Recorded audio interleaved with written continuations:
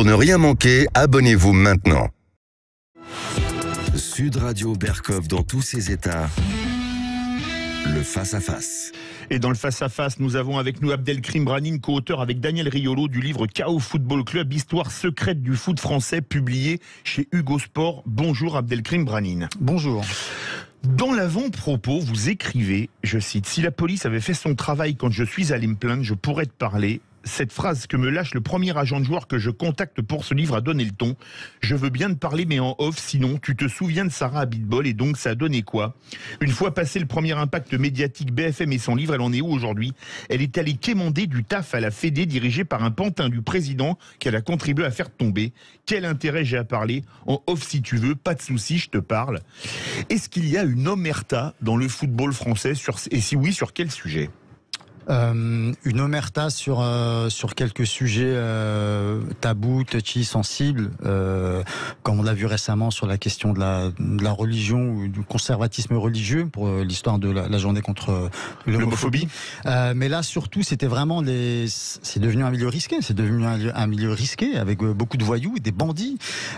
Donc en fait c'est l'une des premières difficultés qu'on a dû affronter. On avait beaucoup de matière, mais les gens nous disent mais attendez, mais moi c'est une question de sécurité, je peux pas vous parler comme ça, ou alors vous faites pas apparaître mon nom. Donc il a fallu jongler avec ce paramètre, faire très attention à ce qu'on écrivait.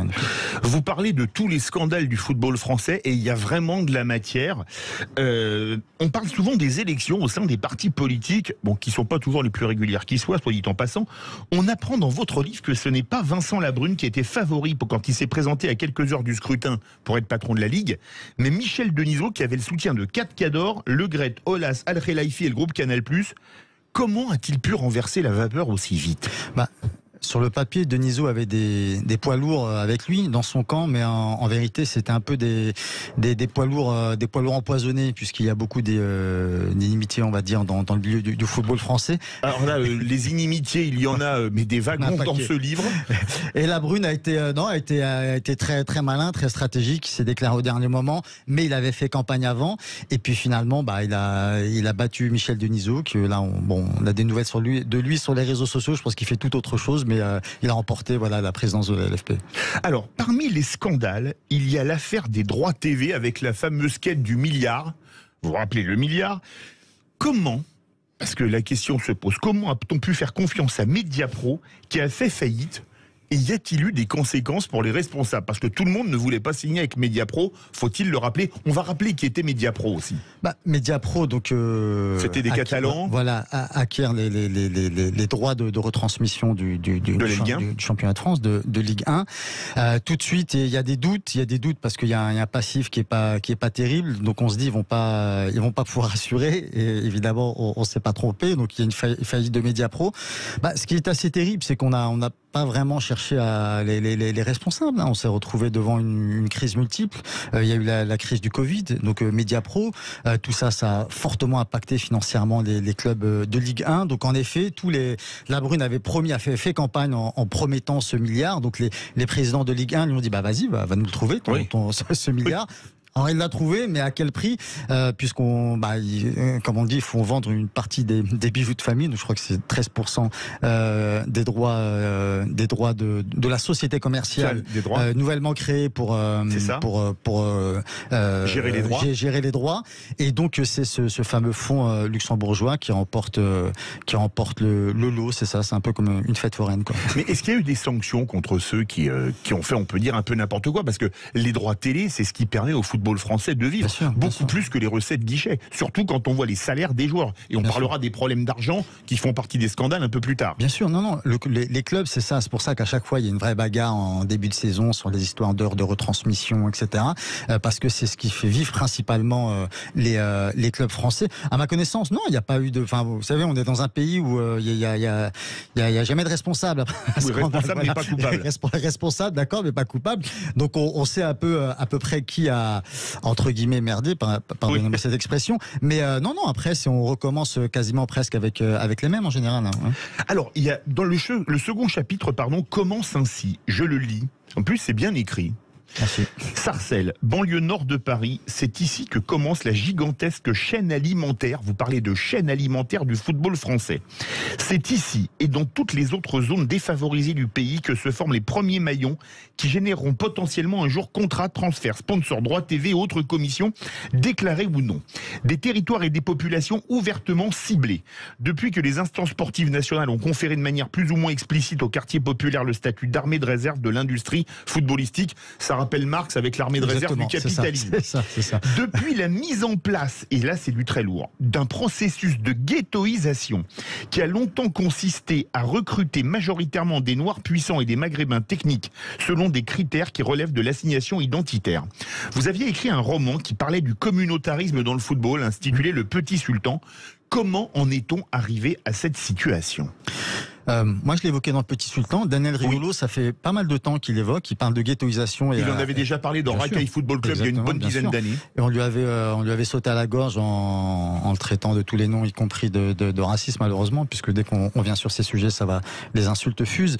Moi, je l'ai entendu très clairement il y a longtemps, lorsque j'écrivais, des recruteurs qui me le disaient ouvertement. Bien sûr, on vise le black grand costaud. On sait que sa famille, on va lui proposer. Ah oui, ça avait été le scandale à la Fédération française avec Laurent Blanc. Black, grand, costaud, puissant. Maintenant, ça a un peu changé parce que les centres de formation ont revu un petit peu leurs critères, mais ça existe quand même plus ou moins. Le maghrébin, milieu de terrain, technique, etc. Non, c'est comme ça qu'on cible, parce qu'on sait que dans les quartiers populaires, il y a énormément d'envie, il y a énormément de jeunes qui on les a fait rêver avec l'équipe de France de 98, avec aujourd'hui Mbappé, avant Anelka, etc. Donc, c'est une voie un petit peu facile, et c'est des jeunes faciles à convaincre, également des parents faciles à convaincre. Donc, il y a beaucoup d'argent là-dedans, donc on arrive à convaincre ces jeunes, mais en effet, ouais, non, Alors, ils l'assumeront pas publiquement, mais c'est des choses que j'ai entendues très régulièrement, des recruteurs, des gens dans les centres de formation, vraiment parler de critères ethniques de manière très, très détendue comme ça, quoi. Mais c'est complètement fou que ça passe. C'est complètement fou, bien sûr. Ouais. Alors justement, je vous cite, il y a les Noirs puissants et les Maghrébins techniques. Moi, je vais vous poser une question, Sud Radio, parlons vrai. Quelle est la place des Blancs ? Est-ce qu'ils sont victimes de racisme ? Comme l'avait dit Vikash Dorasso, qu'on peut pas soupçonner de racisme, lors d'une émission de télévision en novembre 2008. C'est-à-dire il y a 15 ans. Disons que pour dire les choses, un petit gamin blanc qui se retrouve là-dedans, il peut être vite perdu, parce qu'en fait, évidemment, il est entouré en général de jeunes de quartier qui, eux, des fois, on leur confère même un statut de chef de famille, puisqu'il va être chargé d'être recruté pour ensuite faire bouillir la marmite au sein de sa famille. Donc, il vient pas. C'est triste à dire, mais il vient pas pour s'amuser, quoi. C'est ça qui est assez terrible. Donc, il se retrouve là, il est minoritaire. Des fois, on peut avoir en effet des phénomènes de repli identitaire, voire pire.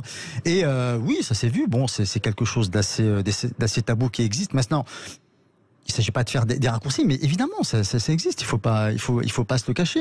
On l'a vu, moi je l'ai entendu, y compris moi de parents qui sont à l'école, dont les enfants sont dans la même école que mes enfants, qui me disent non, hors de question. Mon petit voulait faire du football, mais je vais pas le mettre là-dedans parce qu'il va être perdu. C'est pas sa place, quoi. C'est assez fou, c'est complètement fou.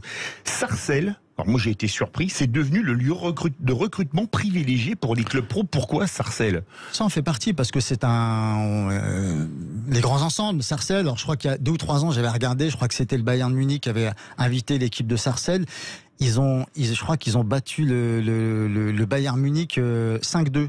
En Allemagne. Ah oui. Donc si vous pouvez dire à quel point ils ont fait, à quel point alors je dis Sarcelles par exemple, je parle d'un autre club, on parle d'un autre club qui s'appelle Montfermeil par exemple. En Seine-Saint-Denis. Il y a Bobigny, enfin voilà, partout il y a des grosses villes de banlieue, il y a un gros vivier, mais Sarcelles, on va prendre l'exemple de Riyad Mahrez qui a un stade à son nom, à Sarcelles, mais en effet ils réussissent à placer, je crois que c'est une 12. Ce qui est énorme. C'est énorme. Montfermeil tient à peu près le record, je crois que ça peut aller jusqu'à quasiment une vingtaine, mais après c'est un peu à l'échelle industrielle, hein. Moi je l'ai vu, ça c'est impressionnant, hein. Il y a clairement l'objectif de faire recruter ces jeunes par un centre de formation, parce que derrière il y a de l'argent, parce que derrière il y a beaucoup de choses. Mais on a un sentiment en lisant votre livre, je vais nous ramener 40 ans en arrière. La génération Platini venait de Jeuf dans la Moselle, Giresse venait de Langoiran dans la Gironde, Tigana venait des Cailloles à Marseille pour le carré magique, Genghini venait de Soult dans le Bas-Rhin, ou dans le Haut-Rhin, pardon. 98 Barthès, il venait de Lavelanet dans l'Ariège, Guivarch venait de Bretagne. On a l'impression que les coins de France, toute la France a disparu, excepté les banlieues, aujourd'hui dans le football. Oui. C'est une vue de l'esprit ou c'est une réalité? Et est-ce qu'aujourd'hui, on n'a pas l'équipe de France des banlieues? Ça vient de Sarcelles, ça vient de La Courneuve, ça vient de Bobigny, ça vient de je sais pas où, d'Evry, des quartiers nord de Marseille, mais il n'y a plus les petits villages de Moselle, des Côtes d'Armor ou de l'Ariège. Non, c'est pas du tout une vue de l'esprit ou de l'imagination, ça c'est réel. Il y a deux choses. On est passé de l'artisanat à l'industriel, ça c'est sûr. Et puis ensuite, puisque les centres de formation, ils se prennent même plus la tête à aller voir. La Ligue de France est un pôle.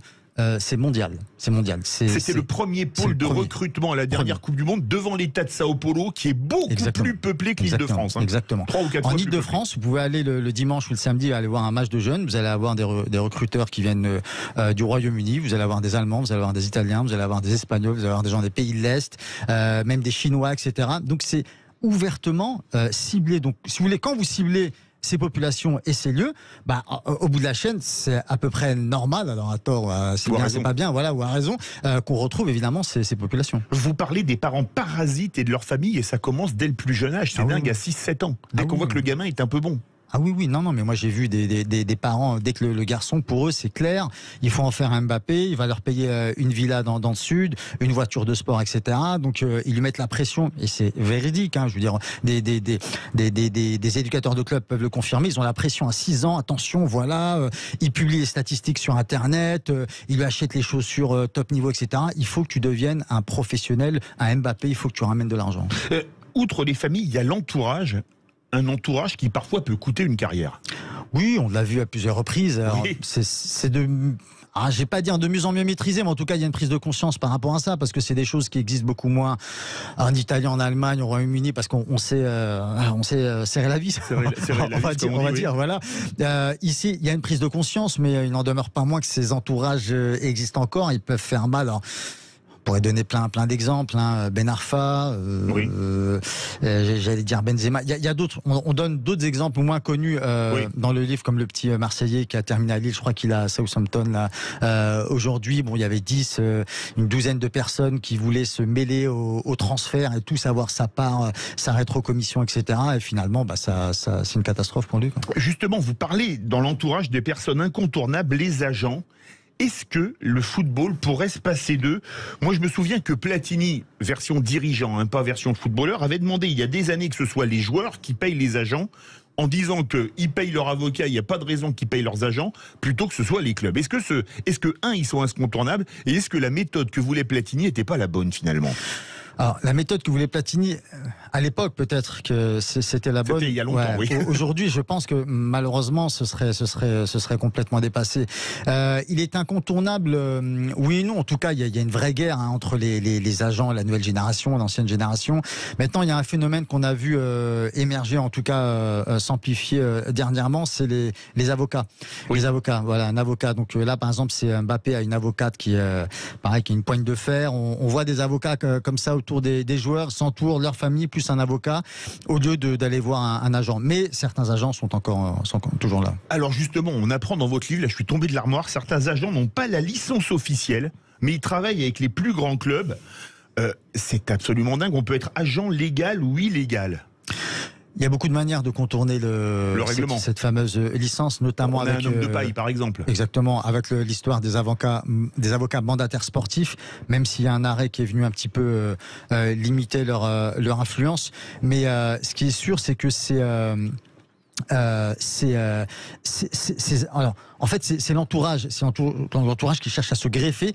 Donc, certains s'improvisent agents, donc ils embauchent un avocat mandataire sportif. Mais le problème, c'est les clubs. Les clubs n'ont aucun pouvoir par rapport ils n'ont aucune gêne, justement. Ils se disent, s'il nous faut ce joueur, et s'il faut passer par des méthodes un peu borderline, faisons-le, quoi. Il y a une phrase terrible d'un agent: si t'es clean dans ce métier, tu ne fais rien. Oui, alors ça, franchement, évidemment, c'est pour ça qu'on On peut pas donner les noms. Vrai, dans ce livre-là, il y a vraiment beaucoup de parler vrai. Hein. C'est véridique. Les agents nous racontent, par exemple, comment ils peuvent arroser un directeur sportif. Ça se fait beaucoup, y compris en Ligue 1. Donc voilà, une société fictive, on fait une fausse facture, etc. Ils se mettent d'accord, ils reversent une partie au directeur sportif. Et il y a des directeurs sportifs qui ont pignon sur rue, certains sont même très célèbres. Ils sont célèbres pour prendre un certain pourcentage sur chaque transfert. Ils ont leur commission, quoi. Il y a des agents multimillionnaires comme Mino Raiola, Jorge Mendes ou Jonathan Barnett. Qu'est-ce qui fait leur fortune? Le flair, ils sentent les bons joueurs quand ils sont jeunes, qui valent pas cher, et qui après, ils les revendent, ils les font signer quand ils valent pas cher, et après, ils valent des fortunes. Oui, je pense qu'il y a forcément de ça. Il y a forcément de ça. Mais après, c'est surtout, ils savent convaincre les entourages et les parents, y compris en donnant une partie du gâteau avant, ce qui est en général interdit.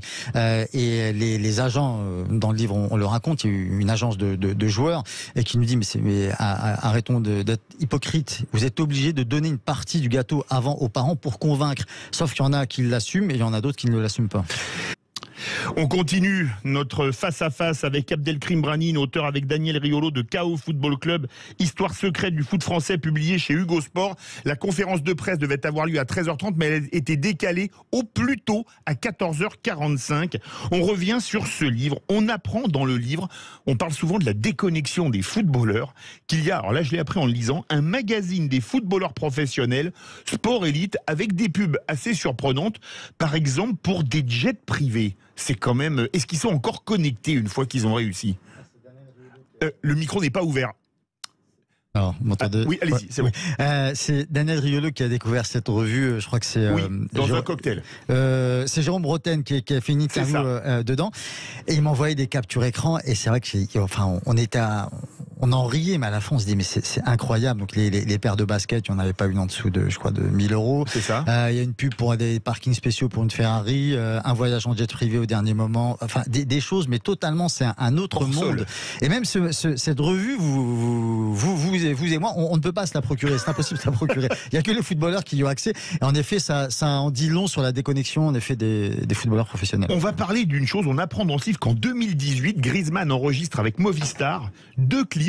Un je pars et un je reste avec l'Atlético Madrid. Est-ce que l'amour du maillot, ça existe encore? Moi, je me souviens d'un certain joueur, pas de l'Atlético, mais du Real, Robinho, qui voulait aller à Chelsea, qui va à Manchester City et qui se gourde de club en conférence de presse, qui avait fait pouffer de rire toute la salle. Évidemment, récemment, on parle beaucoup de l'Arabie Saoudite et notamment de l'arrivée sur place de Benzema et prochainement visiblement de N'Golo Kanté. Oui. Pour Cristiano Ronaldo, c'est déjà fait. Oui, Ronaldo. Certes, ce sont des joueurs, en tout cas pour Benzema et Ronaldo, plutôt en fin de carrière, mais c'est vrai qu'on se pose la question dès qu'il y a un joueur qui reste un peu plus de 3-4 saisons, on se dit ça devient exceptionnel, l'amour du maillot. Ça devient exceptionnel. Donc le reste, en effet, ce sont des considérations beaucoup économiques, quoi. C'est lié à l'argent. Donc ça. Lorsqu'on est un amoureux du football, c'est vrai qu'on ressort de cette enquête un peu déçu parce qu'on se dit en effet est-ce qu'il en existe. Donc là c'était Piqué qui l'avait coaché pour pas terrible le coaching et pour cette histoire de clip là et voilà donc une fin alternative ça pareil. Alors on va rester dans les clips avec les réseaux sociaux qui jouent un rôle clé. Ils sont déconnectés mais ils sont quand même très connectés à Internet. On le voit dans la manière de Benzema de s'en prendre à la France raciste et à lyncher Giroud qualifié de karting. Alors que lui, c'est une Formule 1.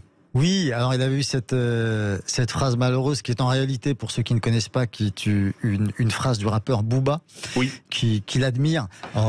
Benzema admire 2 rappeurs, c'est Booba et Tupac Shakur, qui est un rappeur américain qui est décédé il y a pas mal de temps. Et c'est vrai que, alors Daniel en a parlé à plusieurs reprises, et c'est vrai que moi c'est quelque chose que j'ai suivi. Donc Giroud est devenu malgré lui l'icône de la, je sais pas comment on peut dire ça, de la France profonde. De la France des terroirs, on va dire ça comme ça. du terroir, et Benzema de la France des banlieues.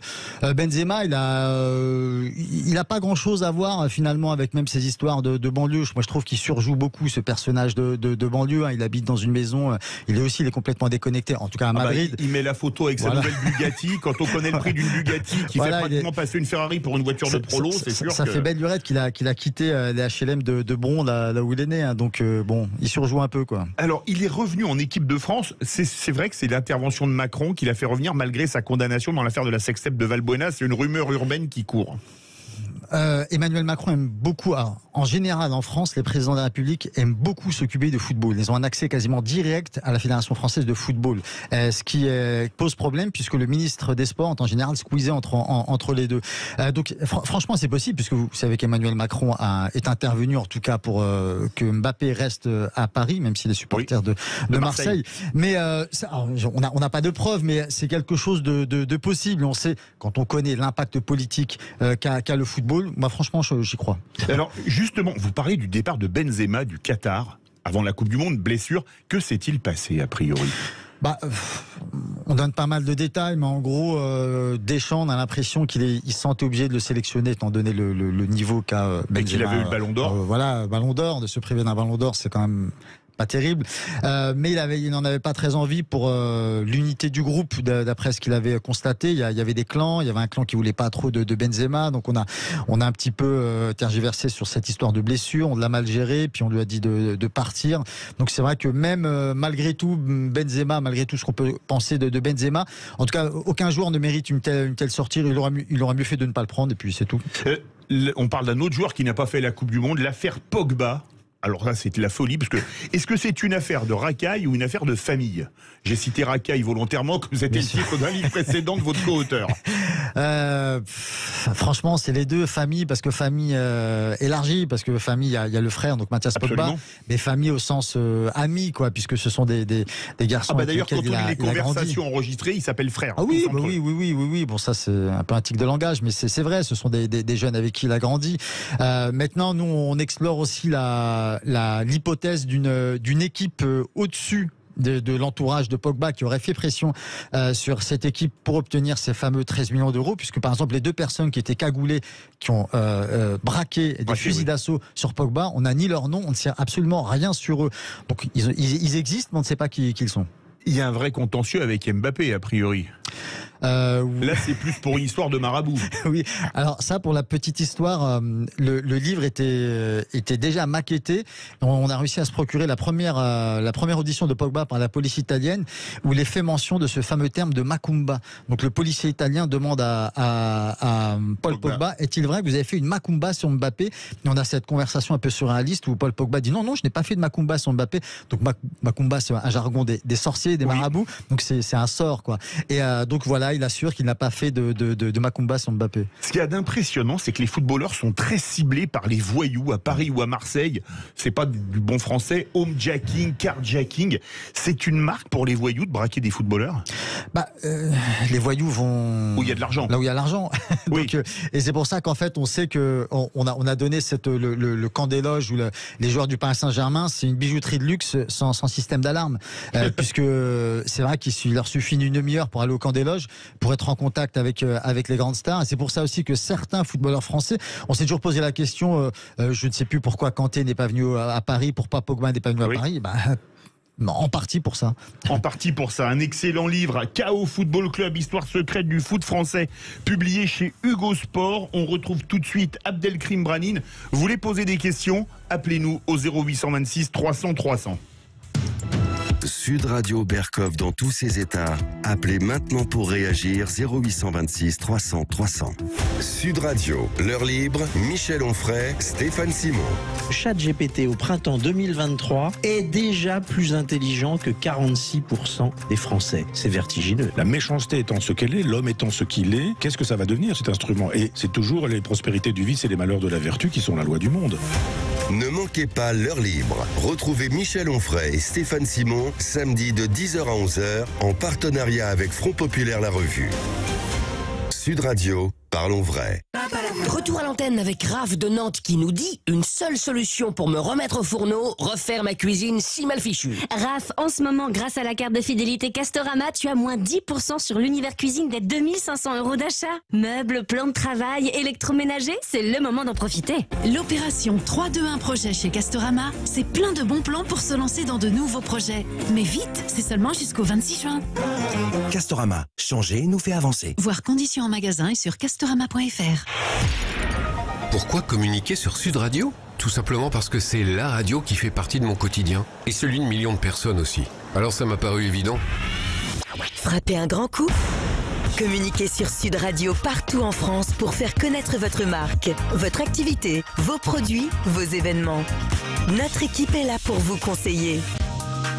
Régie@sudradio.fr. Aujourd'hui, choisir son véhicule, c'est un véritable casse-tête. Mais pas chez Suzuki. Avec une gamme exclusivement hybride, toujours super équipée, à partir de 139 € par mois, c'est tellement simple. Surtout pendant le mois de juin avec les jours simplissimes de Suzuki. Pour passer à l'hybride, passez chez Suzuki ce week-end. Gamme véhicule particulier, prix pour Inis Hybride Avantage, LLD 37 mois, 30 000 km, premier loyer de 2790 €, prime à la conversion de 1500 € déduite. Valable jusqu'au 30 juin 2023. Détails sur suzuki.fr. Au quotidien, prenez les transports en commun. Bon, vous avez décidé de vendre votre logement ?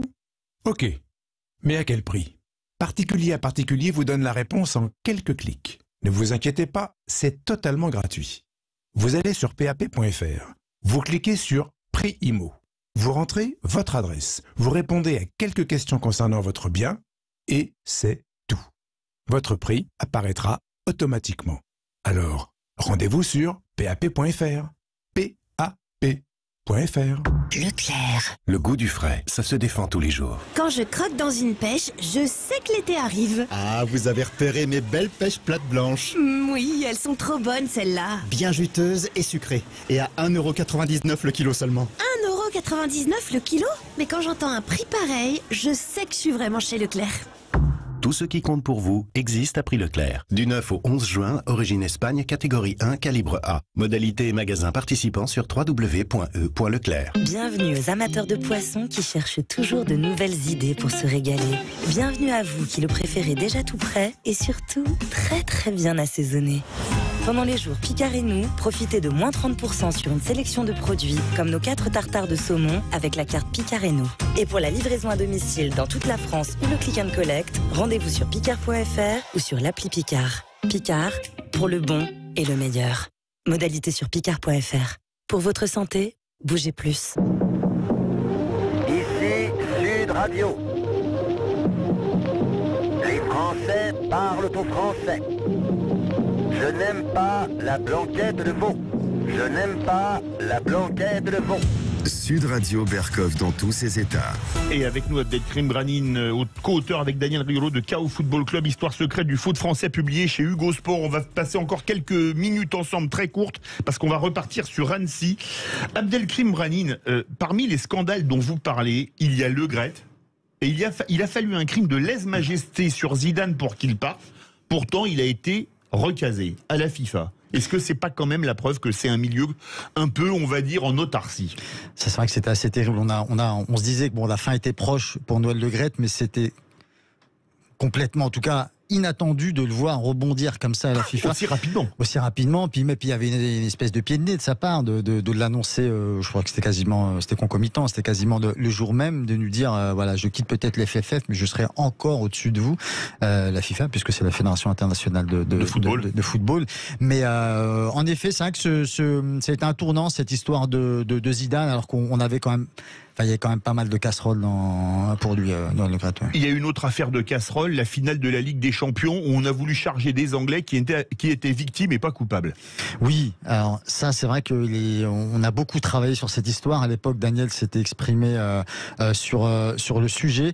C'est une faillite complète de l'État au niveau de la sécurité. Il faut dire que c'était une période un petit peu bizarre de flottement, campagne présidentielle, personne ne voulait prendre ses responsabilités. Et on a chargé un petit peu trop facilement, et en plaisantant, on disait qu'en effet, Darmanin était à 2 doigts de convoquer Jeanne d'Arc. Ouais. Allez, dernière question. Les scandales, ils n'enlèveront jamais la passion pour le football. Non, c'est pas évidemment nous le but c'est on a évoqué beaucoup l'extra sportif, mais on prend toujours autant de plaisir à regarder un super match de Ligue des Champions. On attend tous avec impatience l'Euro, la Coupe du Monde et même la Ligue 1, même si des fois on fait quelques bons. Oui, c'est clair. Merci beaucoup. Les circonstances étaient vraiment compliquées. Merci beaucoup Abdelkrim Brahim, co-auteur avec Daniel Riolo de KO Football Club, histoire secrète du foot français, publié chez Hugo Sport, un livre passionnant même si on n'aime pas le football. Merci beaucoup à vous. Merci pour l'invitation.